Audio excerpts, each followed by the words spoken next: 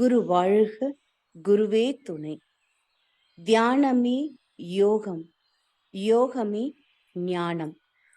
தமிழ் ஆனந்த யோகத்தின் இன்றைய சிந்தனை துளி தடம் மாறிய பயணம். வாழ்வின் நோக்கம், வாழ்க்கை தத்துவம் போன்றவைகளின் அடிப்படையில் மனிதன் எதற்கு பிறந்தான் என்பதற்குரிய விளக்கங்கள் மிகவும் அவசியமானது ஆகும். விளக்கத்தின் அடிப்படையில் வாழ்ந்து அந்த வாழ்வின் நோக்கமாகிய இறை உணர்வு பெறுவதற்கான குறிக்கோளை நோக்கி வேதாத்திரியர்கள் பயணம் செய்ய வேண்டும். சரியான பாதையில் பயணம் செய்வதற்கு முன்னரே நாமெல்லாம் திசை மாறி தடம் மாறி எங்கோ சென்று விட்டோம் என்பதையும் ஏற்றுக்கொள்ளத்தான் வேண்டும்.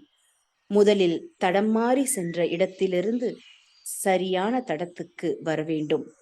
அதற்காக உள்ளதை உள்ளவாறு பயிற்றுவிக்கும் ஆன்மீக பயிற்சிகளையும் அவற்றை கொடுத்து கொண்டிருக்கும் ஆன்மீக அமைப்புகளையும் சரியாக தேர்ந்தெடுத்து அவர்கள் காட்டும் சரியான பாதையை பின்பற்றுதல் வேண்டும்.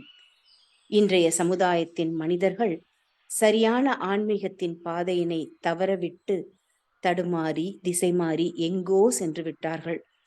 பாதை மாறி எங்கேயோ வந்து நின்றுவிட்டு தட்டு தடுமாறி கொண்டிருக்கிறார்கள். முதலில் சரியான பாதைக்கு வந்தடையாமல் பயணத்தை தொடர முடியாது. சிலர் அந்த ஆன்மீக பயணத்தை ஒரு மயக்கமான பயணத்தில் பயணித்துக் கொண்டு ஆன்மீக உயர்வு பெற்று கொண்டிருக்கிறோம் என கூறுவார்கள். சில அமைப்புகள் ஆன்மீக பாதையை பயன்படுத்தி அறியாமையில் உள்ளவர்களை சுலபமாக ஏமாற்றி தவறுதலான புரிதலை கொடுத்து பெரும் அளவில் தனது அமைப்புகளுக்காக பொருள் சேர்ப்பதையும் பார்க்கத்தான் செய்கிறோம். மகரிஷி நமக்கு அளித்த அகத்தாய்வு பயிற்சிகள் நம்மை திசை மாறி இடத்திலிருந்து சரியான பாதைக்கு கொண்டு வரும் என்பதில் ஐயமில்லை. இறைஞான ஆசிரியர் நன்மணி ஐயா அவர்களுக்கு நன்றிகள். வாழ்க வளமுடன் ஐயா. வாழ்க வளமுடன். நன்றி அம்மா. வாழ்க வளமுடன். தடம் மாறிய பயணம், அதாவது உண்மையான நமது வாழ்வின் நோக்கம், வாழ்க்கை தத்துவம் என்ற அடிப்படையில் நமது பயணம் செல்லவில்லை. நாம் ஏற்கனவே தடம் மாறிய பாதையில் எங்கோ ஒரு இடத்தில் திசை மாறி நின்று கொண்டிருக்கிறோம் என்பதை முதலில் மனிதன் உணர வேண்டும். அதை எப்படி உணர்வது? அதை எப்படி உணர்வது என்றால் அது மிக மிக மிக சுலபம். அதை உணர்வது என்பது மிகச் சுலபம். என்ன என்று சொன்னால், இப்பொழுது மனிதர்களிடம் கேளுங்கள், உங்களது வாழ்க்கை எப்படி இருக்கிறது என்று கேளுங்கள்.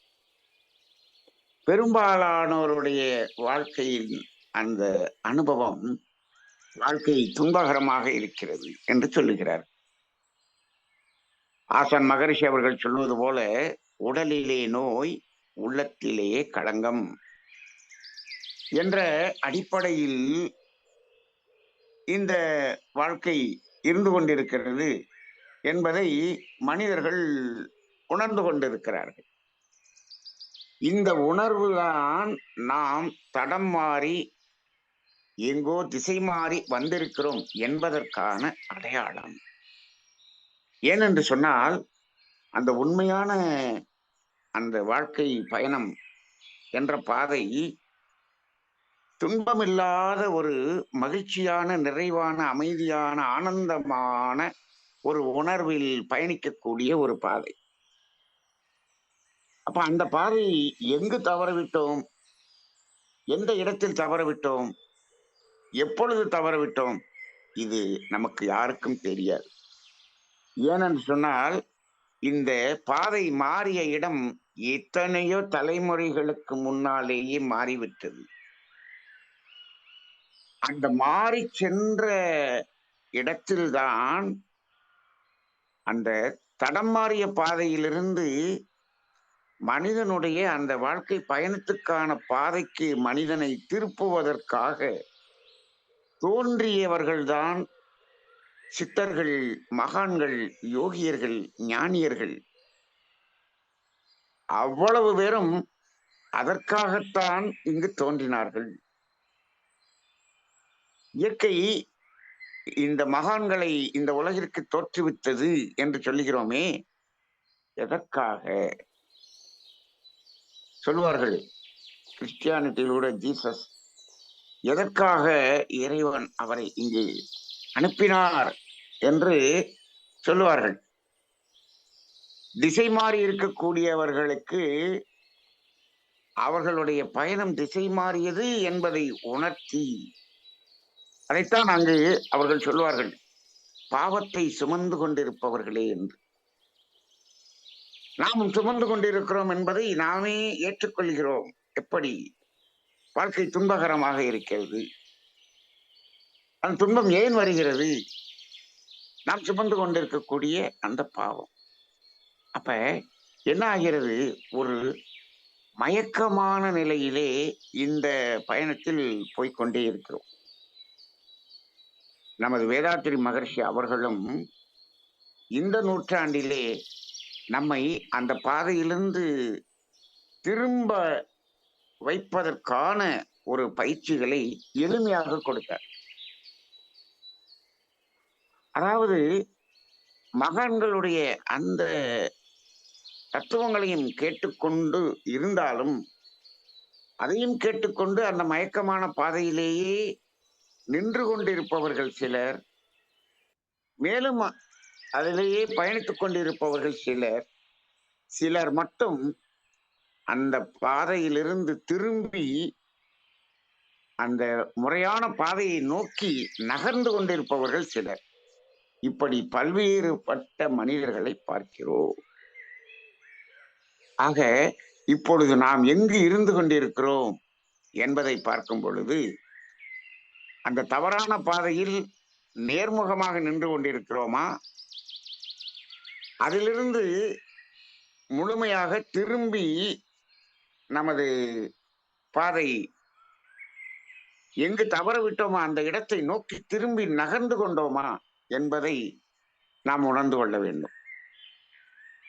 இங்கு மனிதர்களை திரும்ப அந்த பாதையில் பயணிக்க செய்யக்கூடிய வேலையை வேதாத்திரியம் சுலபமாக, அதாவது எளிமையாக புரிய வைத்து அதை திருப்புகிறதாக அமைகிறது.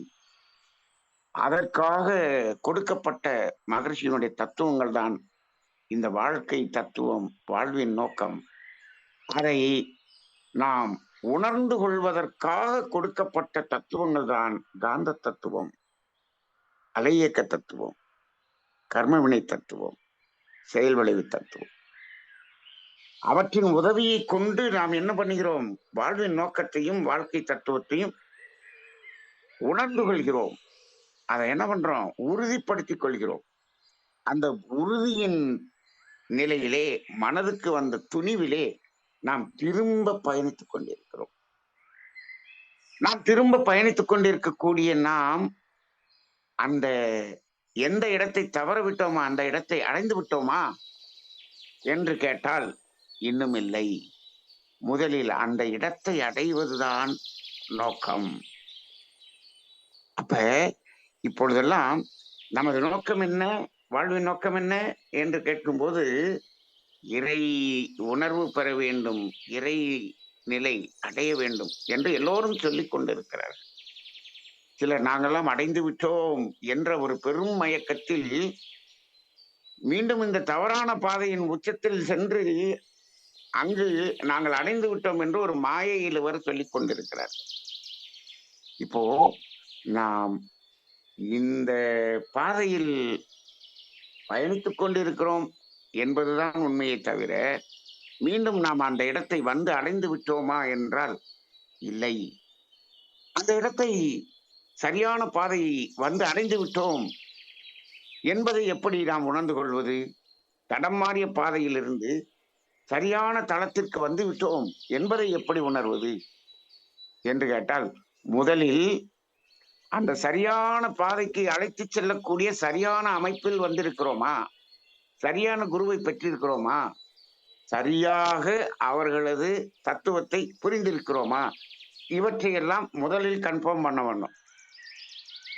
இங்கு இந்த இடத்தில் உங்களுக்கு அந்த சரியான பாதைக்கு அழைத்து செல்லுகிறேன் என்று இன்னும் வேறு ஒரு கிளைப்பாதையில் கூட்டிச் செல்லக்கூடிய பல கிளைகள் இப்பொழுது உருவாகி நடந்து கொண்டிருக்கிறது இந்த உலகத்தில்.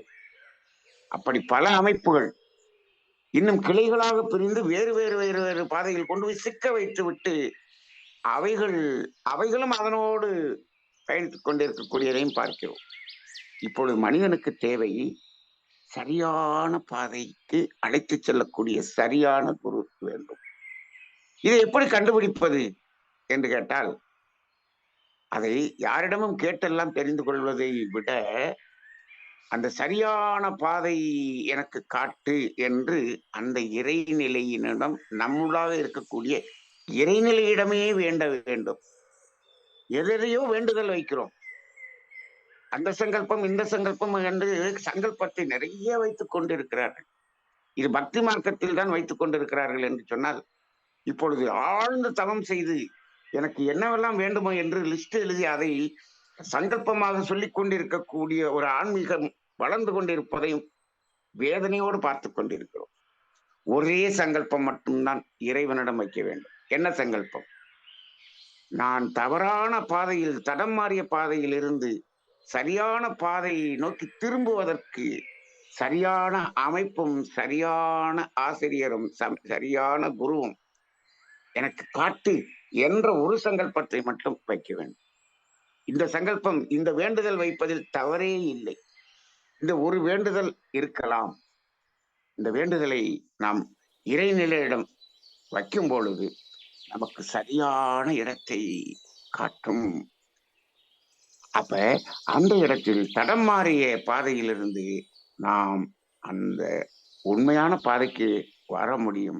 வந்தோம் என்று சொன்னால் நமக்கு உடல் ரீதியாகவும் மனம் ரீதியாகவும், உடலிலே துன்பம் உள்ளத்திலே களங்கம் என்று சொன்னோமே, அவை இருந்தாலும் துன்பமே இருந்தாலும் அந்த துன்பமாகவே தெரியாது.